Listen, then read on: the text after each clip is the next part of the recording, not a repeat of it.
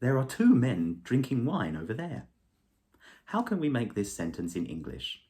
In today's class, we're going to find out because we are going to learn about participle clauses. Participle clauses, well, they give more information about a noun, and you can think of them as a shortened relative clause.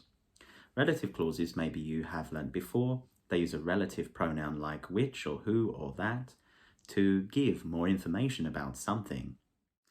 So there are two kinds of participle clauses. There is the participle clause that uses the present participle. They have verbs with ing. And there are participle clauses that use the past participle. And the past participles are the third forms of the verbs. So let's start off by giving some examples and talking about the participle clauses that use the present participle.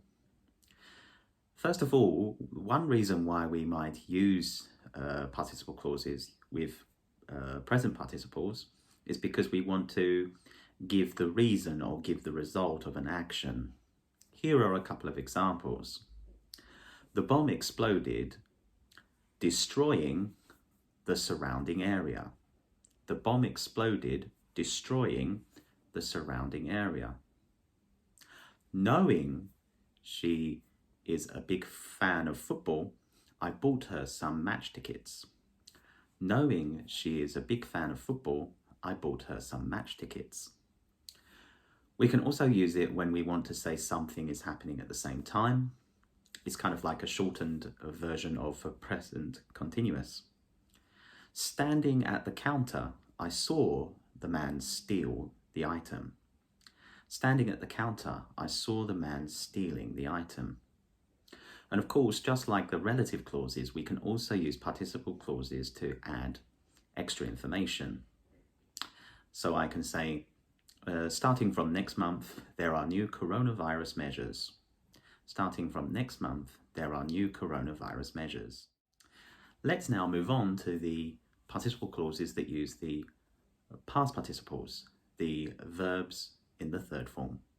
So first of all, before we begin talking about participle clauses that use past participles, verbs in the third form, I should add that all of these kind of sentences with the past participles have a passive meaning. Usually they would use the passive voice, be plus the verbs in the third form. So these are kind of passive sentences. Again, we can use participle clauses with past participles to give the reason for an action. So for example, I could say, worried by her sister's illness, she called the doctor. Worried by her sister's illness, she called the doctor.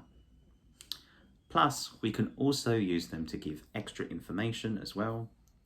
The Roman vase found in Paris will be put into the museum. The Roman vase found in Paris will be put into the museum.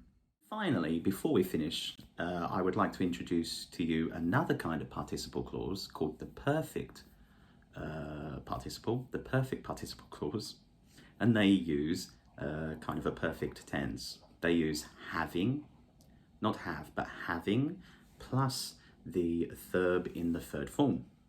They can have an active or a passive meaning, and they usually show that this thing was done before the action in the main clause, okay? Let me give you some examples, okay? I could say, having brushed her teeth, she washed her face. Having brushed her teeth, she washed her face. Another example could be, having finished her homework, she decided to watch television. Having finished her homework, she decided to watch television. Having finished this video, you decided to press the like button and write a comment. Please do practice in the comments below. It's a great way to practice, and if you do write something in the comments, I can give some feedback to you, some correction or some encouragement. If you do have any other questions as well, just leave them in the comments below.